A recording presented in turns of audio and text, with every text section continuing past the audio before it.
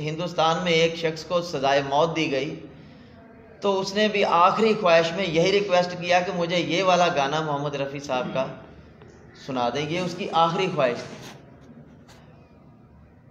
कि जीवन अपना वापस ले ले जीवन देने वाले। अच्छा, लेकिन मोहम्मद रफ़ी साहब इस फिल्म की वजह से पहचान में आए। मोहम्मद रफ़ी साहब क्लासिकल गायक हैं, मोहम्मद रफ़ी साहब फोक गायक हैं, मोहम्मद रफ़ी साहब नॉर्मल गीत गा सकते हैं, मोहम्मद रफ़ी साहब ख्याल गा सकते हैं, बंदिश गा सकते हैं।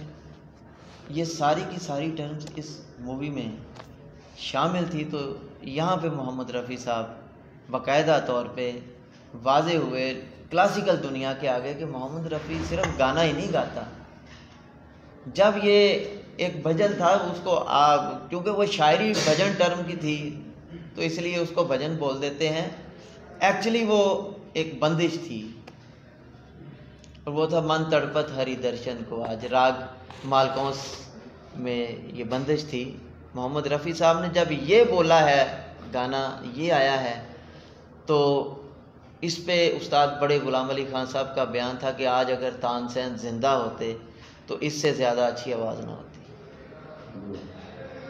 ये मोहम्मद रफ़ी साहब का खास है। आप सुनिएगा कभी, मन तड़पत हरि दर्शन को आज, मोरे तुम बिन बिगड़े शकरे ताज। ये गाना ये एक्चुअली राग मालकौंस की बंदिश थी। इस पे आके क्लासिकल गायक जो है ये मानने पे तैयार हो गए, कायल हो गए कि मोहम्मद रफ़ी साहब क्लासिकल भी बोल सकते हैं। ये क्लासिकल की टर्म्स जो ऐसी नहीं है कि ये अताई लड़का क्यों नहीं गा सकता, वरना ये तो सीना बसीना था, खान साहबान के बच्चे थे, वही सिखाते थे। साल की रिहर्सल के बाद कुछ चीज़ें आती हैं, लेकिन वो चीज़ मोहम्मद रफ़ी साहब में पैदा हो चुकी थी। इसी फिल्म में फिर गाना सुना होगा आपने, तू गंगा की मौज में जमुना का धारा। ये तो संगे मिल चलता गया। इसी में सन 44 में आ रहे हैं शंकर जयकिशन, सन 48 में बरसात मूवी आती है, मैं ज़िंदगी में हरदम रोता ही रहा हूँ, तड़पता ही रहा हूँ, और इस दुनिया में ए दिल वालो दिल का लगाना खेल नहीं। ये शंकर जयकिशन की असल में अब जो है ना मोहम्मद रफ़ी साहब का फ़न का आगाज़ होता है और यहाँ पे आके इन्होंने सीखा है। जो पहले एक चीज़ मैं आपको बता दूं, जो पहले के सिंगर थे ना सन 50s के जो आते थे, वो सिंगर से सीख के आते थे। आज ये अलमिया आ गया है कि सिंगर सुन के आते हैं, वो किसी ना किसी को सुन कर आते हैं, वही गा कर आते हैं। सीख कर आना और सुन कर आना बहुत मुख्तलिफ है। मोहम्मद रफ़ी साहब हो गए, मलका तरन्नुम हो गई, लता मंगेशकर हो गई या किशोर कुमार साहब हो गए, ये लोग सीख कर आए थे। वहाँ पे आके फिर मौसीकारों ने इनको जो सिखाया, अब ये इनका फ़नी दौर जो है ना वो शुरू होता है। मोहम्मद रफ़ी साहब जो हम जानते हैं मोहम्मद रफ़ी, वरना तो पहले मोहम्मद रफ़ी एक फीको के नाम से जाने जाते थे कि फीको इधर गया तो फीको उधर गया। लेकिन जब मोहम्मद रफ़ी बने हैं तो इनका पाला किस किस से पड़ा है और कैसी कैसी बला शख्सियत थी वो, और कैसे कैसे इन्होंने गवाया। यहाँ पे गुफ्तगू का सही आगाज़।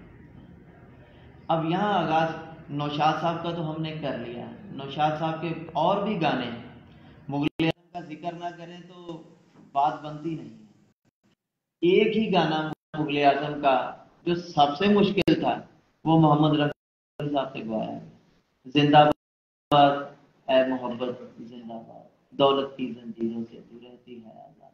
इसके चौथे अंतरे में देखें आवाज की उठान को, इससे ज्यादा उठान नहीं हो सकती जितना सही इस्तेमाल नौशाद साहब ने किया है ना मोहम्मद रफ़ी साहब की आवाज का, कम ही लोगों ने किया। तो सही टैलेंट उनका वहां पे उजागर हो गया था। इससे और स्टैंडर्ड आवाज नहीं इस गाने के।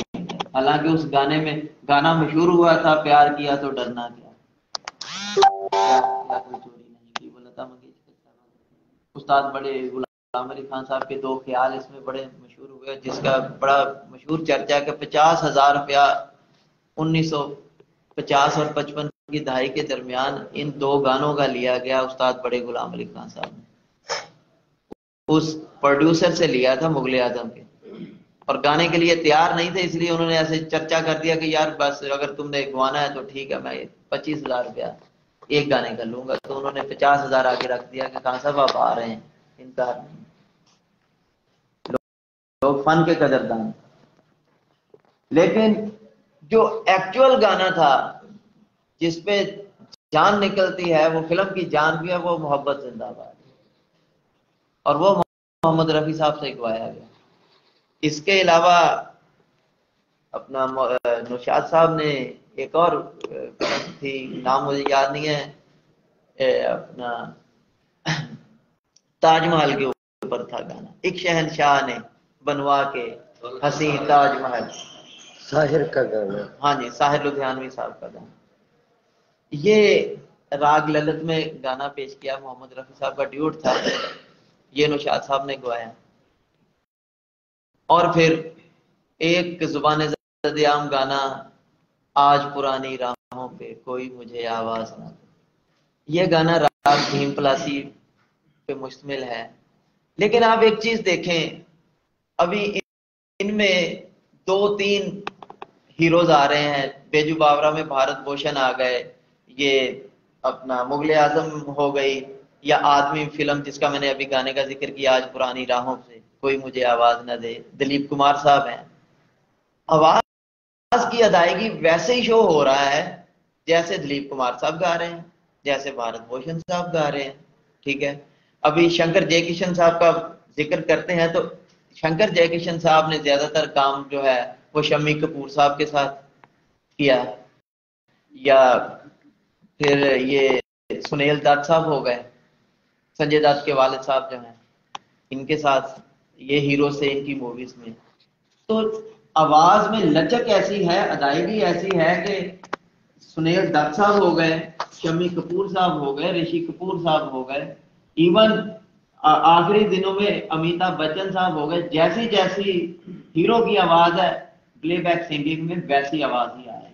तो यहाँ पे ये कहना बिल्कुल गलत नहीं होगा कि प्लेबैक सिंगिंग में अगर कोई स्टैंडर्ड है तो वो मोहम्मद रफी साहब, इनसे ज्यादा प्लेबैक सिंगर की अदायगी कम से कम आइंदा एक आध सदी में, तो अब तो जो कंप्यूटर का दौर आ गया है ना, तो बात ही खत्म हो गई, कोई अदायगी हो नहीं सकती प्लेबैक सिंगिंग में। प्लेबैक सिंगिंग से मुराद होता है कि पीछे गा कोई और रहा है, अदा कोई और कर रहा है, लिपसिंग किसी और की है, लेकिन लग ऐसे ही रहा है कि वही है। जॉनी वॉकर आ जाए तो वो भी वैसे ही, सर जो तेरा चकराए या दिल डूबा जाए, आजा प्यारे पास हमारे काहे घबराए, ये मालिश एक मालशिए का गाना है। ठीक है, जॉनी वॉकर साहब गा रहे हैं तो वैसे ही गा रहे हैं, वैसे ही महसूस हो रहा है, वैसे मोहम्मद रफी साहब गा रहे हैं।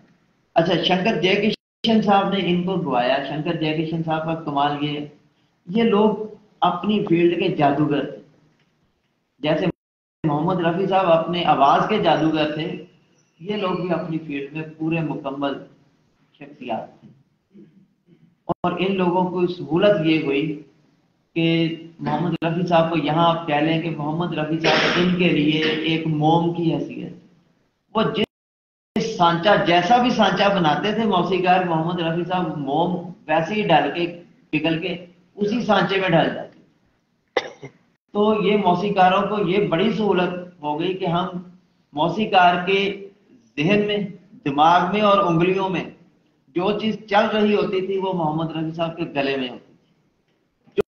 जो ख्याल उनके जहन में आता था वो उंगलियों से अदा होता था हारमोनियम की, और मोहम्मद रफी साहब के गले में होती थी जो चीज वो आइडियलाइज करते थे।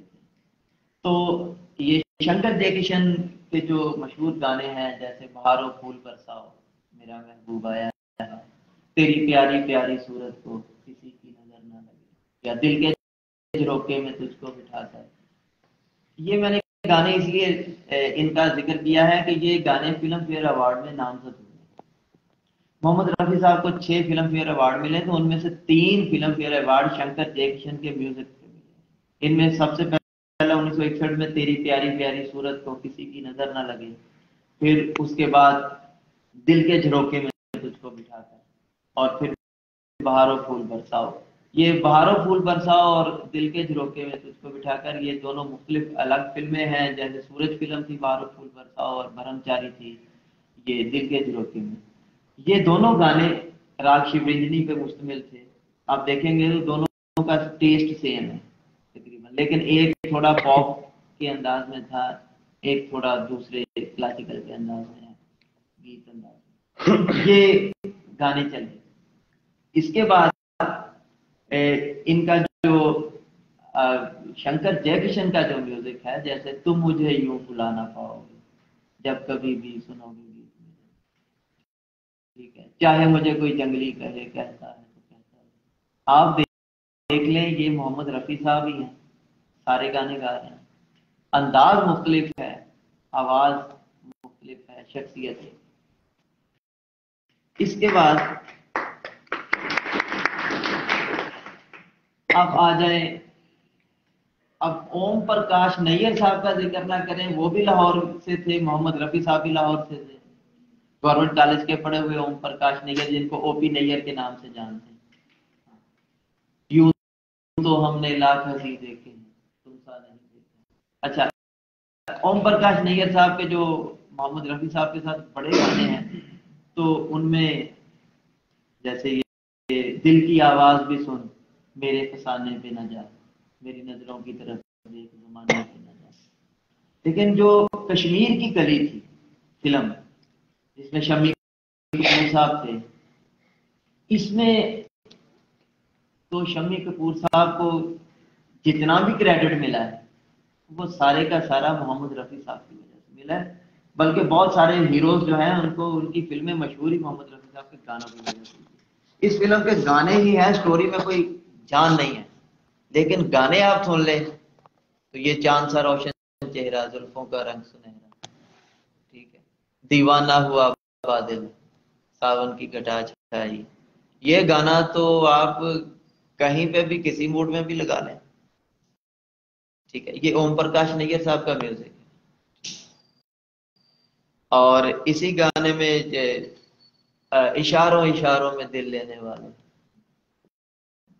और इसके अलावा मुझे इश्क है तुझी से, ये इस फिल्म का नहीं है, अलग फिल्म का है, लेकिन ये ओम प्रकाश नैयर साहब का म्यूजिक है।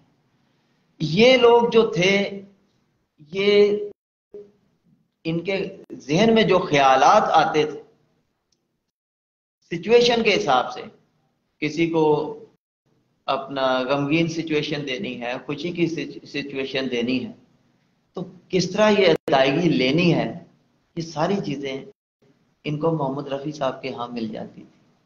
अब इनके बाद हम ओम प्रकाश नैयर साहब का जिक्र हो गया, शंकर जयकिशन साहब का जिक्र हो गया, मदन मोहन साहब, इनका जिक्र ना करें भला। तो मदन मोहन साहब की गजलें आपने तो सुनी होगी, लता मंगेशकर की आवाज, ये लग जा गले, अगर मुझसे मोहब्बत है मुझे सब अपने गम दे दो, ये मदन मोहन साहब का। अच्छा, मदन मोहन साहब की जो मशहूर फिल्म थी हीर रांझा, हीर रांझा मूवी राजकुमार साहब पे बनी है, उसमें आप देखें गाना, ये दुनिया ये महफिल मेरे काम की नहीं, इसमें भी अंतरे जो है ना, इसके अंतरा कहते हैं गाने के दरमियान वाले पोर्शन को, दरमियान वाले स्टैंजा को, इसमें मुख्तलिफ अंदाज में पेश किया गया है, ठीक है। दो मुख्तलिफ अंदाज में चार अंतरे हैं।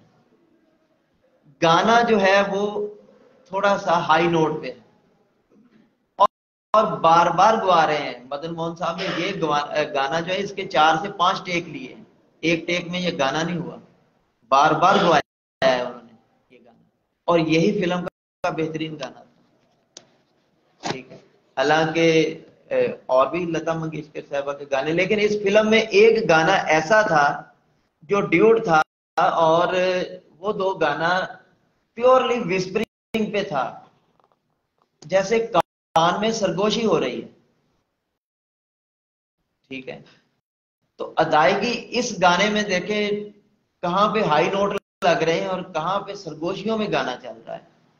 फिल्म के आखिर में वो गाना चलता है, मुझे बोल याद नहीं है, लेकिन वो गाना प्योरली विस्परिंग पे था। इस तरह की सरगोशियों में गाना बड़ी मुश्किल से गाया जाता है, वो भी मोहम्मद रफी साहब की अदायगी है। अब हमारे यहाँ तो अदायगी की टर्में मैंने जो आपको बतानी थी वो और हैं, लेकिन ये चीजें और हैं, ये एक्सप्रेशंस हैं। गाना भी हो, उसमें आवाज की तमाम टर्म्स भी इस्तेमाल हों और साथ में एक एक्सप्रेशन भी हो, तो ये सारी चीजें एक ही शख्सियत के यहाँ मिल रही। वरना कोई बरसगीर में ऐसी शख्सियत नहीं है जिसके यहाँ आप कव्वाली भी गवा लें, आप ख्याल भी गवा लें, आप नात भी गवा लें, आप कुछ भी करवा लें, लेकिन इतनी चीजें नहीं मिलती हैं किसी के पास। हर एक की कोई ना कोई एक दो स्पेशलिटी होती है। जैसे मेहदी हसन खान साहब की स्पेशलिटी है गजल, गीत में वो कुछ आ जाते हैं, लेकिन वो जो ठहराव वाले गीत हैं, शोक चंचल गीत नहीं है, जान पहचान हो, ठीक है। ये वाला गाना शोक चंचल मैंने रफी साहब का बोला है, ये इत्तेफाक से जिक्र आ गया, हॉलीवुड में फिल्म आई थी 2002 में, वहां इसका टाइटल सॉन्ग बन गया था ये जान पहचान। प्योरली रॉक एंड रोल गाना है। ये सारी चीजें मोहम्मद साहब के यहाँ मिल रही हैं। अब इनके अलावा मदन मोहन साहब का तेरी आंखों के सिवा दुनिया में रखा क्या है, ये झुके सुबह हो चले, सॉरी, ये उठे सुबह हो चले, ये झुके शाम ढले, मेरा जीना मेरा मरना इन्हीं पर। ये राग झंझोटी में गाया हुआ गाना, राग झंझोटी में मशहूर गजल, चले भी आओ के गुलशन का कारोबार चले, गुलों में रंग भरे बादे नो बाहर चले, ठीक है। ये इस गाने की अदायगी में भी कि तेरी आंखों के सिवा दुनिया में रखा क्या है। अब कभी आंखों की अदायगी देखिए जरा, ये आम सी नहीं है, ठीक, बड़ी खास किस्म की अदायगी है। कहने में तो वैसे ही तेरी आंखों ये भी कहा जा सकता था, लेकिन मुर्गी के साथ अदा करना, ये मोहम्मद रफी साहब में मुर्गी हर कोई सिंगर तो कर लेगा, तेरी आंखों, ये आंख वैसे नहीं कह दिया, थोड़ा सा मुर्गी के साथ अदा हुआ, तो लेकिन खास अदायगी मोहम्मद रफी साहब की है, वैसा हम अदा नहीं कर सकते। तो नौशाद साहब कहा करते थे कि भाई आप मोहम्मद रफी साहब से अच्छा गवा लेंगे, आप मोहम्मद रफी साहब से बुरा गवा लेंगे, लेकिन मोहम्मद रफी जैसा नहीं गवा सकते, वो एक ही शख्स गा सकता। ये बहुत बड़ी कोटेशन थी नौशाद साहब की। अच्छा, इनके बाद आ जाए हमारे पास मौसीकार आते हैं कल्याण जी, आनंद जी। अच्छा, मजे की बात है कि हिंदुस्तान में ज्यादातर जोड़ी का रिवाज था कि दो शख्स म्यूजिक बनाया करते थे। आप देखें मदन मोहन, ठीक है, लेकिन नौशाद और ओम प्रकाश नैयर जो है वो सिंगल ही थे, और मौसीकार रवि, अभी मैंने उनका जिक्र करना है, ठीक है। तो पास कर लें जरा, आसान हो जाए तो।